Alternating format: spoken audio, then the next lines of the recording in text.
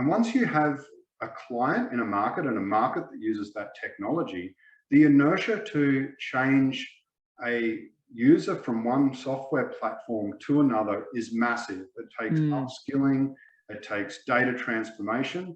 And so once these companies got to a point that they got to a point where they'd kind of knocked the competition out, so to speak, I've really noticed kind of them resting on their laurels a little bit. Well, hello everyone, and welcome to another episode of the Ignite podcast. Today I've been being joined by Joel Wilson. Mate, welcome to the call. Thank you very much, Josh. Pleasure to be here. No, mate, thanks for making the time. So, mate, by way of intro, do you want to sort of let us know a bit about you and the business that you run and your journey to date? Yeah, sure. So the business is in the engineering field, specifically to do with water, water supply, water distribution, and wastewater, and within the context of master planning for entire cities. So we use artificial intelligence to look at the growth of a city, over the next 50 years, for example, and meet all of the environmental and customer requirements. So for water supply, ensuring adequate pressure is met, good water quality, and then on the wastewater side, ensuring that there's no overflows to the environment. And as a part of that, it's really focused around using artificial intelligence to optimize the combination of capital improvements. So every city will have an investment portfolio of 100 million to several billion over the next 50 years. And so the optimization really looks at finding the best mix of infrastructure investments to meet those performance criteria at least cost. Nice, mate. And even just in that intro, I'm curious to, I'm keen to go to the AI thing. I think that's obviously quite topical at the moment, but when you and I caught up before recording this episode, you've been using it for quite some time, which is pretty interesting. But I'll park that and we'll come back to that. I guess maybe kind of walk us through the business journey. What made you start the business? Was there an opportunity that you sort of saw? What kind of made you get into this space and then grow the business from there? Yeah, absolutely. Well, I guess, I was always fairly passionate about mathematics. And when I was studying civil engineering at university and started doing, the typical structures, bridges, the kind of stuff that I expected from civil engineering, It was, a fairly well-trodden path. And, it was almost just looking results up in a table. And when I found out hydraulics was a part of, civil engineering and much more computational heavy and required a lot more, I guess, mathematical application, I kind of followed that path and was lucky at the University of Queensland to have some really good lecturers, a really good hydraulics lab, and actually did the first worldwide full-scale model of the Roman aqueducts. And it was through that work that I was introduced to the Danish Hydraulic Institute, which is a partially, I guess, government-funded and private organisation, and they were the world leaders in three-dimensional fluid mechanics, hydraulic modelling. And so my first job out of university was working for DHI. I had great aspirations of doing 3D wave modelling and all the really extreme stuff, but my first role at that job was just doing sewer design, and I thought, oh well, this is a fairly basic application. This is just one-dimensional fluid dynamics. And while it was, I guess, from a mathematical perspective, fairly straightforward, I quickly realized how much opportunity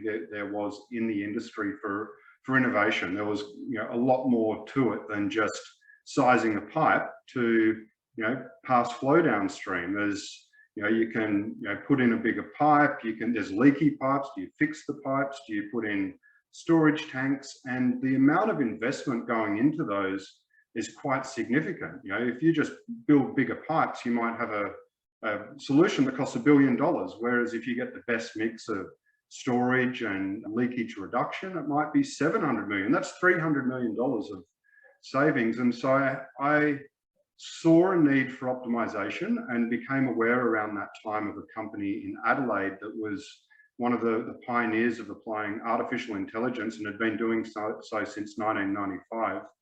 Oh, wow. To water distribution systems. So this was back in around 2005. I called them up and I said, you're doing water distribution, I do wastewater systems. Can we apply that same technology to wastewater systems. They said, yeah, we're thinking of doing that. That's great. Can you move to Adelaide? And I'm on the east coast of Australia and a surfer. And I Yeah. said, no, I can't move to Adelaide.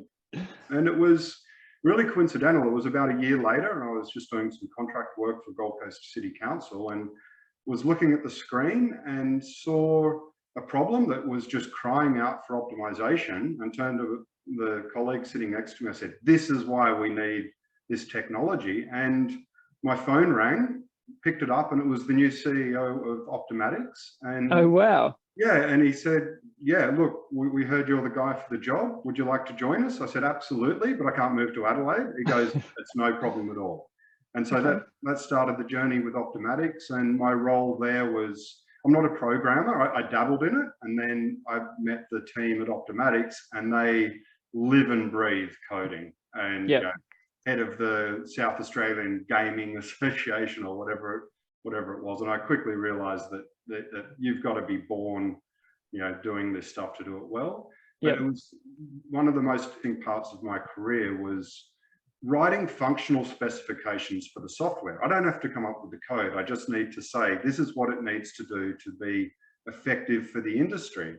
And so I spent the subsequent 5 years with Optimatics doing that, and helped them build a product that was, at the time, we were using the technology really as software as a consulting service. So to get to the software, you had to engage us as consultants, but their goal was ultimately to build a piece of software that they could sell. And as it became more market ready, I realized that, you know, because of my history with DHI, and I dabbled in doing software support and marketing and sales, I was really interested in the engineering application of the technology. You know, how do you use it?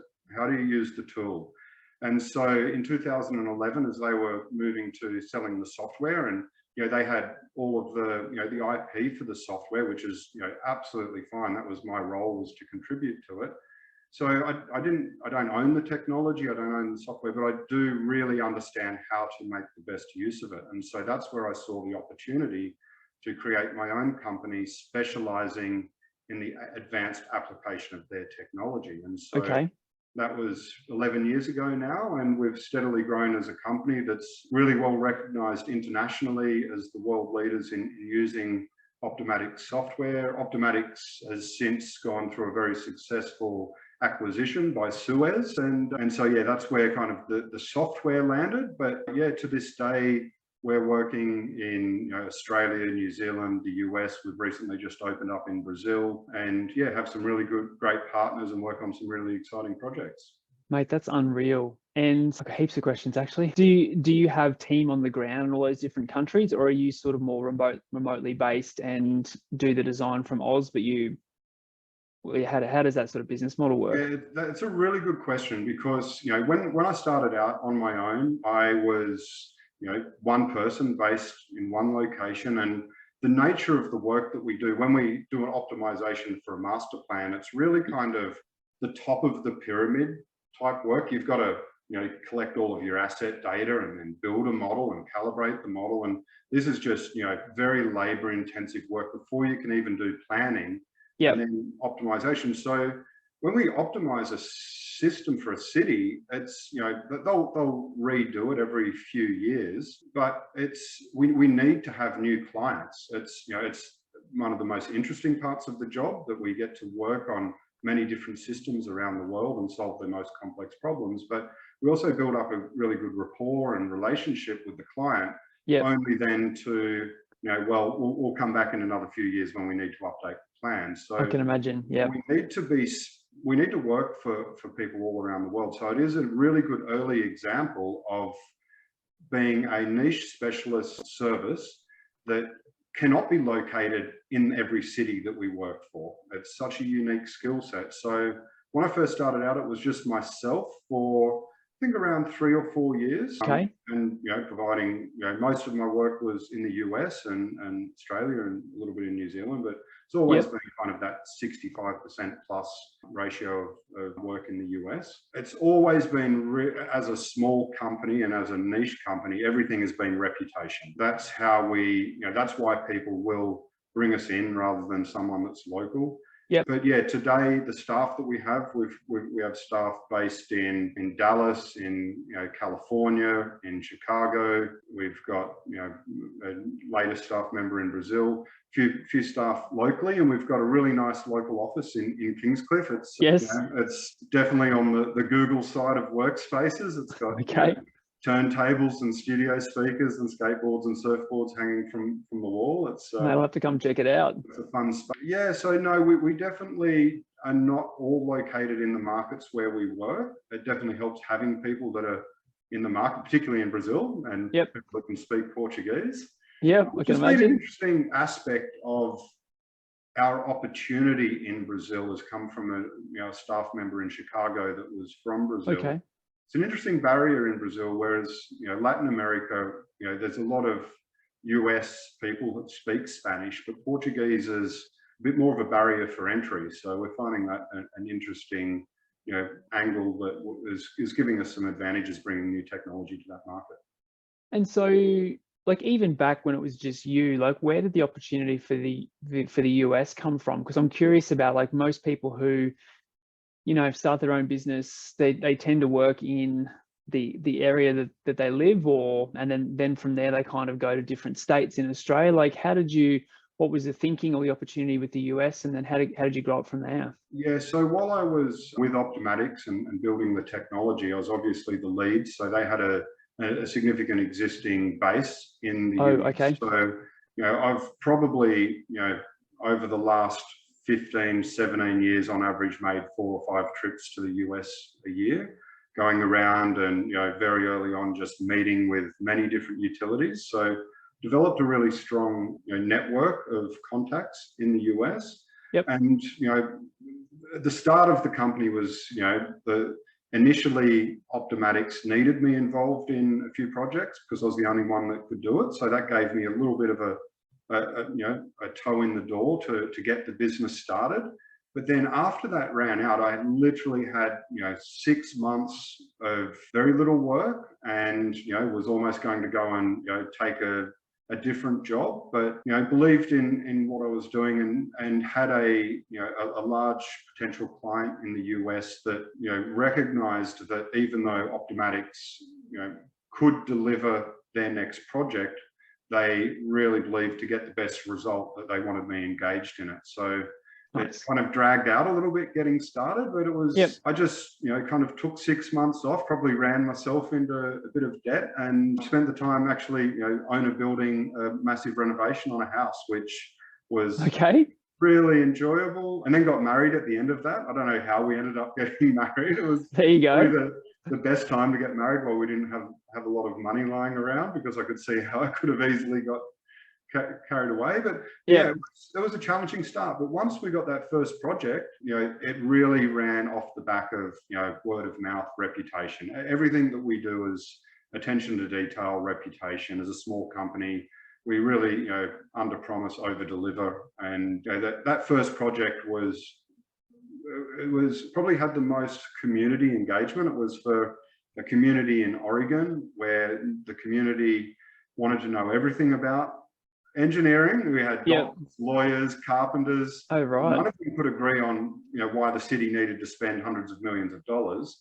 But unlike most projects where you just work with the engineering team in the city, we had to go in front of a panel of 12 community members and then have full open days where we've got to talk them through all of the basic principles. And I really enjoyed that part of it, of being able to talk about a very complex engineering academics on in layman's terms, and good to convince them in the end. And it was the first time the whole town had unanimously agreed on anything to make a significant investment based on the recommendations. And mate, unreal. And then it sort of just grew from there based on that first project.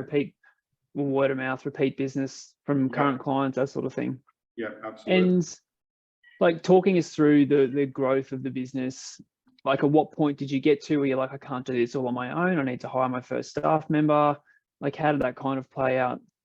Yeah, it was, it's funny when you start to, and even now you start to think about vision for the company, and some things are obviously in hindsight, and I really kind of was there wondering, well, I really like this, being able just to provide a very dedicated niche service. That one of the advantages, one of the things I'm bringing to the table is they know they're getting me.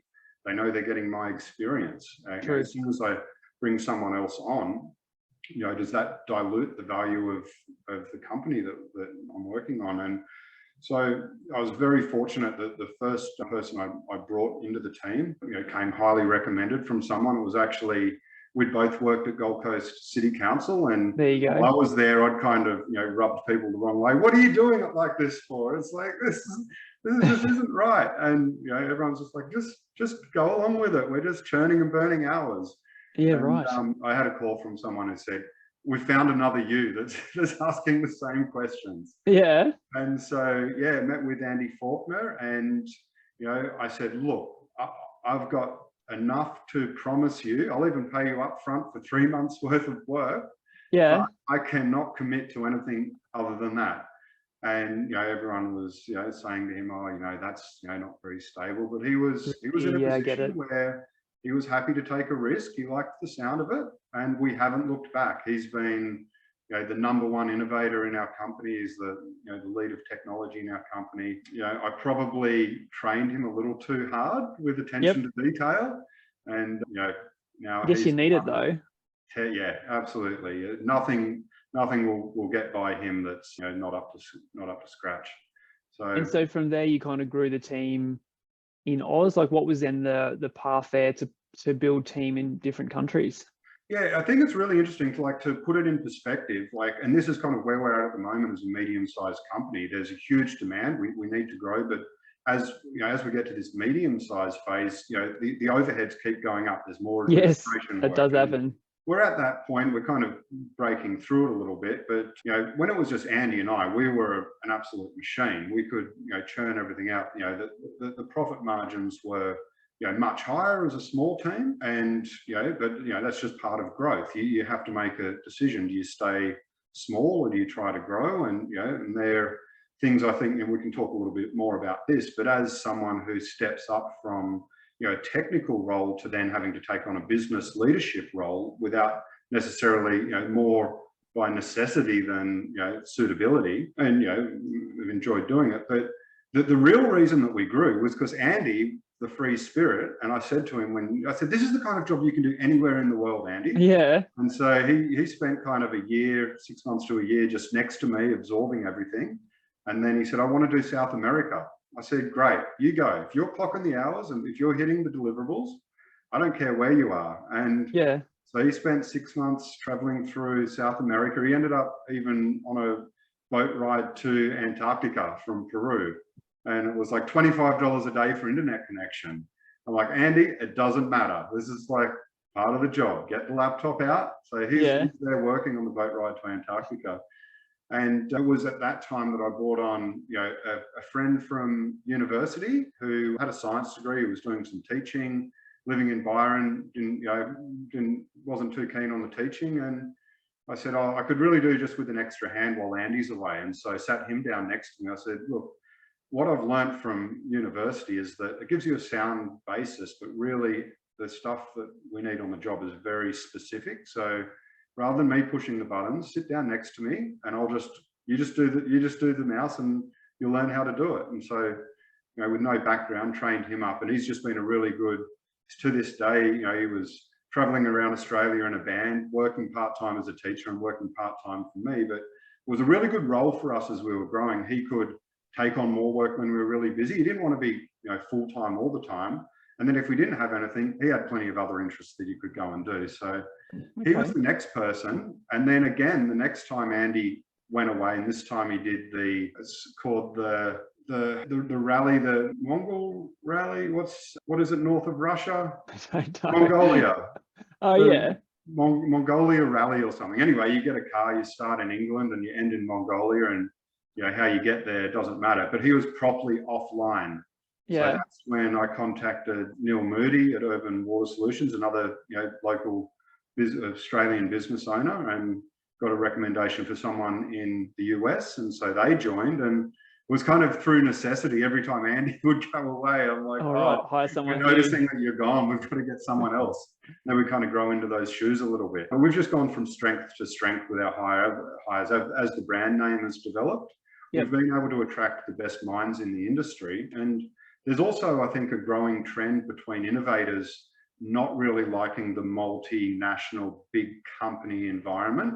They say Yes. they do innovation, but they really just don't give you the time to pursue innovation where, you know, and so, yeah, we've got an amazing team that's kind of steadily. And so how big now? How big's the team? We're only 8 people, but 8 engineers is a lot of mouths to feed, and particularly because of the work that we're doing, being, as I said before, top of the pyramid, always needing new clients, needing, not just, these aren't just, your typical engineers that, graduates, whatever. They've got to be, before you can do optimization, you've got to be at the top of your game in modeling, and you can't be a back room, just stick your head in the computer type modeler. You have to be able to, and because when we're doing planning, it really is, from my perspective, true engineering, Yep.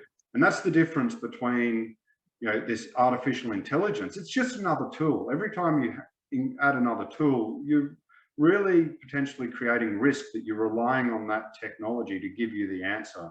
So to be able to think laterally, to be able to think big picture, to be able to communicate ideas, Yep. and also be an engineer, because it's typically that more introverted personality. Yes. It's a rare skill set. So yeah, that's kind of the type of people that we've brought on. So yeah, 8 people, fairly small, but and I guess that's kind of leads to the point of diversification. As we've grown, we've realized we need to kind of think about what we offer differently, which has really changed over time.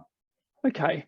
And yeah, again, heaps of questions for you. I guess to stay on, so yeah, I am keen to talk about AI and your point just then, but you made a comment before about the switch from when it was just you and Andy, the two of you, and then as you brought team on, you had to sort of shift your mindset or your viewpoint to one of probably more a business owner as opposed to like a technician kind of punching out work. Still obviously a business owner, but then you had to think about, I've got more overheads, I've got to think about BD, client relationships, that sort of thing. Like, how did you go about that transition? Was it hard? Was it easy? Was it enjoyable? Did you hate it? Like, yeah, I think the very first step is letting go. Like, as the person that, as I said before, I'm like, I'm the one with the experience, what you're getting. And so I think one of the first lessons was to make myself redundant in as many areas as possible. So okay.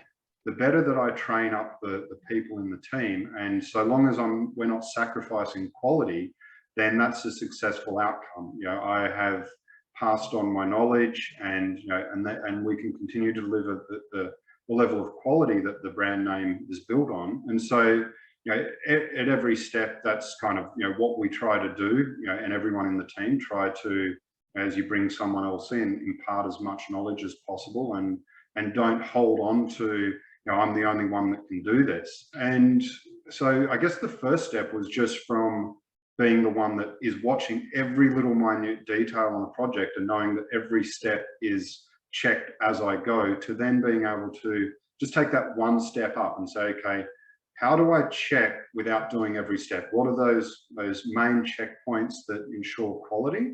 Yep. And then from there, and I've always kind of done this personally. We had, before this business, my wife started a clothing company, a clothing retail store in Kingscliff. Okay. We knew nothing about business, and it was a complete flop. And I learned very quickly that having a lot of merchandise that can go old very quickly, this is not a good business model. No. So without doing a business degree, I kind of said, well, this was just a very expensive business degree. Don't let this turn you off. Yeah. And so I'd always kind of, before having tax accountants, I've always tried to do finances myself and understand it before passing it on.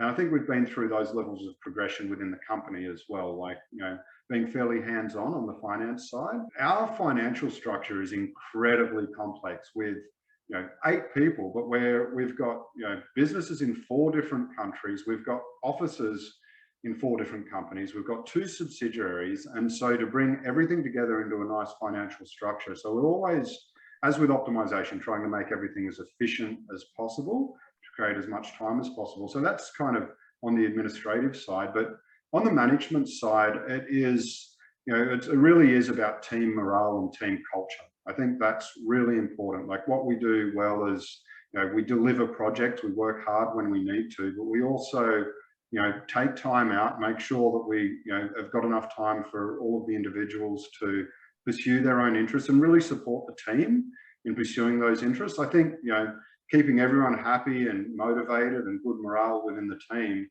is the momentum for growth and for sure sustainability. So, and how do you, yeah. I was just going to say, how do you turn your attention to that? Is that something you consciously sort of sat down and looked at the individual sort of personality types and styles on your team and tried to tailor? No formal training at all. And I come from a working class background, the first one in the family to even do a university degree. And, I think reflected on just more of that, the ground roots. And so I think reflected on a lot of those earlier, life experiences, just in terms of how to treat people well, how to treat clients well, and how to do business well. Yeah. And Matt, I love what you said around, because I think people trying to do that jump from sort of technician business owner to more, like I use this term with my clients, that sort of 30,000 foot view above the business, and you're not really too heavily involved in any one area, but you've got your finger on the pulse and you know what levers to pull to help move those different sort of areas in the business along. But like, I like what you said around, you have to really understand those areas before you can, whether it's delegate, but I actually like the word empower more. So it's about looking at, okay, well, there's an area of the business that I know really, really well now, and I'm looking forward to my role as the business grows. It's probably not the best use of my time to be doing that anymore, but I need to first understand it, live it and breathe it. And then when I go to, delegate or empower someone on the team to do it, can I explain it to them in a way that, hands that sort of baton or that chalice across to them to say, this is now yours? How did you, again, it sounds like it probably wasn't a conscious thing, but is that kind of the process you went through in terms of and systematically kind of doing that for areas you made yourself redundant in? Yeah, I don't think any of them were conscious decisions, but I think, I like when you're presented with a challenge, like that, going back to that example when in the first, year of business and I had to spend 6 months building a place. I didn't go out and ask. I had so lots of mates that are tradies, but I just wanted to do everything myself. I liked being presented with the challenge on the day and then overnight kind of, thinking through how do I solve it. And, sometimes, I do stuff, I'm like, oh, obviously that's not the right way, I'll learn from that. But then so that way of approaching a problem does create opportunities for solving things differently. And I would have those same tradies come around, carpenters come around and look at, some of the craftsmanship that went into it, saying, that's unbelievable. I would have never thought to have done it like that. I wouldn't have even attempted to do that. Okay. So I think that kind of translates to how, it wasn't a conscious decision as we were growing. It was more, okay, this is the problem we're faced at the moment. What is the best way that I can solve it? And kind of looking around, and that's kind of my nature a little bit, to try to want to solve those problems. And it's not necessarily, I'm not going to say it's the best way to do it. I could go out and try to study more and do that, but it's I guess it's the what gives us our character and the company its character. Absolutely, mate, I love it. On to AI. So you mentioned, the company, like very early adopter of AI. Is it, like, how does that software work compared to, obviously all the hype at the moment around all these new sort of AI products and AI software? How is it an early evolution of what we're seeing now? Is it different? Is it the same? Like, how does what you use help refine your models? Yeah, it's definitely a catch-all term. Yeah, there's so many different types, from machine learning to different types of optimization algorithms. And specifically, I love this because I worked for at least a year in this field before I even had any idea what this algorithm was doing. So I think I can give it to you in like layman's terms, but let's do it. It's an evolutionary algorithm. Specifically, like there's many different now that are compiled and mixed together, but the fundamental algorithm this uses is genetic algorithms, and it's Darwin's principle of evolution in a mathematical problem. And so basically what it does is it treats all of, like we've got the DNA of a species, we've got the DNA of an engineering problem. So we can have, this pipe, this, that, it's just lots of different options. And just think of it, I think of it like an odometer on a car. It can be, this pipe can be 0, 1, 2, 3, 4, representing different sizes. 0 means it's not in there at all. And you've got thousands of possible options, and which combinations is the best option. Now, the way it works is it randomly flicks the digits, and then it runs the hydraulic model, checks how does it perform hydraulically and what's the cost of the solution. And so if it's got a low cost and a good performance, it's got a good fitness. So just think of like a species that does well. If it's very fit, it will then have a higher probability of crossbreeding with another trial solution. So you've got all these trial solutions, you might run, say, 200 of them. Yeah. And the ones that do well have a higher probability of elements of that being represented in the next generation or the next population. And so then it crossbreeds the digits, but then it also has mutation, where a digit can just randomly change to something else. And it has creep, where it just moves a little bit. And they're just the three kind of features in a mathematical equation of genetics. Yep. And then it very quickly, through doing that, without having to look at every possible combination, it learns about kind of the gradients and what works well together, and homes in on the least cost solution that meets the design criteria. But that's just a fundamental example, very specifically, of when we say artificial intelligence, we're taking something from nature and we're using it in a computer algorithm. And so you can see how you go from a nature principle to but then you can go to particle, swarm theory, and I don't know, there's so many, take so many parts of nature and put it into an algorithm. Machine learning, like if we watch something happening a number of times, we can start to predict the outcome without having to think through all the details. So many different forms of artificial intelligence. And then, so with this program that you run, do you just put in those, I guess, parameters that you're looking for in terms of efficiency and cost? It obviously sounds like they're the two things that you're mainly looking for. And then, like, how quickly does this program run those couple of hundred scenarios? Yeah, so it's using cloud computing. So first of all, just to run a hydraulic model. So a hydraulic model is, say, you've got the whole city, all of your underground pipes in the city, and you make them into a model, and then you load it up, you calibrate it, and just to run that to simulate 1 day of rainfall or flow going through the pipes might take 20 minutes.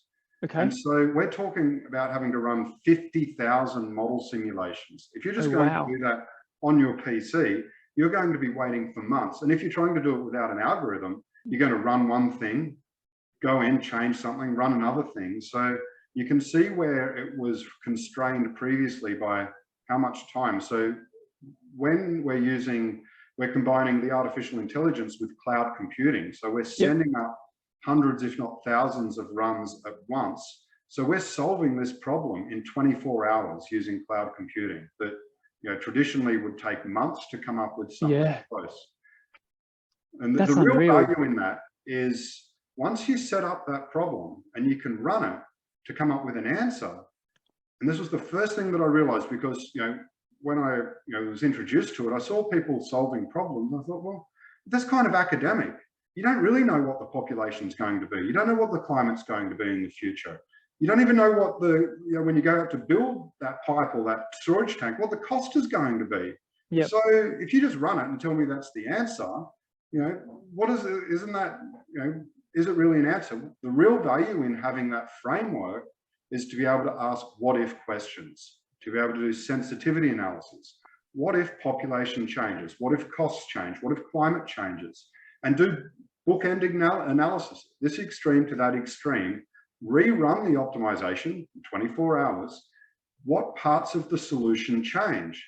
If you're seeing that you need to spend $100 million on a new pipe, regardless of the assumptions, maybe you need to build it a little bit bigger to give you more flexibility to adapt for the future. But if you need to build it just a little bit bigger, but it's always in the solutions, no matter what sensitivity analyses you've run, you've got a very confident, robust, resilient investment. Whereas if you do those sensitivity analyses and you see, well, this, you could spend $100 million or not, then you need to go, okay, well, which assumption did we make? And we might need to understand that a little bit better before we pull the trigger on a $100 million investment. Yeah. But the benefit from the sounds of it is that you can get really robust data that you can then compare with other really robust data, excuse me, in a couple of days as opposed to a couple of months. Absolutely. What it does is I think it allows you to think more like an engineer, because once hydraulic models were introduced, it became so much just this, you're feeding in all of this data and assumptions, and it takes so long just to get one solution that the water utility can't afford for you to go back and keep looking at this thousands of times. So they just kind of adopt that solution. And in some cases, like, you're just relying on the computer to tell you the answer, rather than being able to take a step back. Like, look at all the infrastructure we've been left from generations before us that had none of this, didn't have any of this technology. It was pretty good. It really lasted well because good engineers sat down and thought the problem through. Not in all cases, but in some cases. And I think that technology was, and still does pose a risk of obscuring that good old-fashioned engineering judgment. And so that's where I think having this tool that speeds up the computational component and then allows you to step back, and this is where the power is, not in AI, but in the engineer and in the person. AI is great at answering questions. Knowing which questions to ask it is where you really get the most value from it. So how do you structure the problem to get the answers, and then how do you turn like the trends that you're seeing into really clear messages that a stakeholder is going to say, yes, we are 100% confident that we need to spend hundreds of millions of dollars on that solution. Yeah, mate, unreal. I'm so curious about why other modeling softwares that run on iterations that I'm aware of anyway, like I guess my time as a civil engineer, I remember particularly stormwater modeling, you'd leave the model to run overnight and you'd come in the office the next day and it didn't give you the answer that you wanted. So then you'd tweak a few things, you'd look at your orifice size and look at your weir levels and that sort of thing, and then you'd set it for another night to run. And I guess maybe a combo for another day, but curious about why other sort of modeling software haven't adopted what you're talking about. Yeah, well, there's a few reasons. One is resting on their laurels, like big software companies, and it's become even more of an issue the bigger they've become. They've become one of the biggest industry, one of the highest value commodities in the world is these software companies that do that. And once you have a client in a market and a market that uses that technology, the inertia to change a user from one software platform to another is massive. It takes upskilling, it takes data transformation. And so once these companies got to a point that they got to a point where they'd kind of knocked the competition out, so to speak, I've really noticed kind of them resting on their laurels a little bit. And the other is that it is not an easy problem to solve. Every one of these other companies did have a crack at it. And that's something that I'm quite proud of, being involved in the early stages of really nutting out the details of, it's not just artificial intelligence either. It's, when I talked about artificial intelligence, there was a lot of random thinking there. When I first looked at the way it was thinking, it's like picking a massive pipe with little flow in it. I'm like, well, can't we bring in some first principles engineering into the algorithm? So now it has heuristics built in where you're using first principles engineering to say, well, that makes no sense. Before we even evaluate it, let's kind of bring it back in and applying logic. It's layers upon layers of solving that problem that goes into the algorithm. And it's not an easy problem to solve, but honestly, but from hydraulic modeling out to optimization, there's a huge area in between, which Yeah, right. I'd like to get back to. Was something that, when I left Optimatics, I was quite passionate about, a new idea that I have for, filling in the gap. And I know that from my experience working for software companies, that you don't just take on product development, and try to fund it through your consulting services. So we're kind of at the point now where we're starting to dabble a little bit in some product development now that we've got coders in our team, and now that you can use AI to help you write code. We're starting to dabble in, in the direction we'd like to go in the future, is create some prototypes of the software that we've, the ideas that we have that fill a big gap in the market, and then not take that to completion, but then where do we go from there? Do we, sell it straight to one of the software companies that exist? Do we go out to a third party to invest in the concept? These are all things that I've never really been too keen on. It's been 100% organic growth. We've never had any external investment. We've always run profitable, and it's going out to third party investment is always a concern to me, because you see that you'd see it in past companies where they've all of a sudden got investors, and then they're making up these stories about, oh, we're going to hit all these goals. I'm like, yeah, that's right. We're not going to hit that. How much pressure do you want to put us under? Like, stop telling them what they want to hear. Yeah. Yeah, interesting. So that's kind of the next phase for you, do you think? I was just going to ask you that, like, what's next for the business? Like, where are you taking this thing? Yeah, it's definitely the most challenging for me at the moment as a business owner. We've kind of hit that point where the overheads, the admin, where I'm taking on more and more of that role through necessity. We're very grateful that and I think it's a bit of a glass ceiling for all small businesses. And you look at the US as a good example, where there aren't too many small businesses that are really successful. They get bought out by a big chain. And the reason for that is the big chain provides that overarching management that you can, like, if I looked at my business, and if it could have, even just in Australia, a company that just takes out all of those kind of admin tasks and allows small businesses to grow without having to, because if I was to bring in a full financial officer or full-time CEO, there's no way we can fund it at our current size. So we either shoot for the stratosphere and try to hit the 30, 40 people and then be able to fund a full-time person, or it is missing in the industry having being able to have someone that's a service provider for those roles. So that's a challenge. It is definitely the most challenging time. We're always cash positive, and we don't want to go out for external investment. But I think we're kind of keeping the doors open as well, as in terms of where we go. We've got a lot of really solid opportunities, but it's just the kind of the fluctuations. I think as a business owner, what I've always done is I've taken the profits for the business and invested it into property, and kind of built up side investments. And we're kind of in the middle of one of those big things at the moment, where really that's not well, it is. They have all been really great investments to make, but now at the stage we're at in the growth, kind of going through that, liquidating some of those other assets, because I need a massive float. We've got customers that can take anywhere from 30 days to 120 days to pay invoices. So you end up with massive amounts that are sitting out, and you've really got to be prepared for that. So that's kind of my first step, is to make sure that I'm prepared. I'm 100% committed to doing this, and make sure that I'm prepared to manage that. But after that, I think it's really about diversification. Continuing to grow our brand name. Product development is definitely on the cards. Growth into other markets is, we're like, we cover as many countries as we've got staff in the company, or half as many. It's unreal. So there's a lot of it sounds like exciting times ahead, right? Absolutely. A lot of opportunities. And I think that's the key for me, is for me to continue to enjoy the role that I have as a business owner, is to try to take away some of those administrative responsibilities.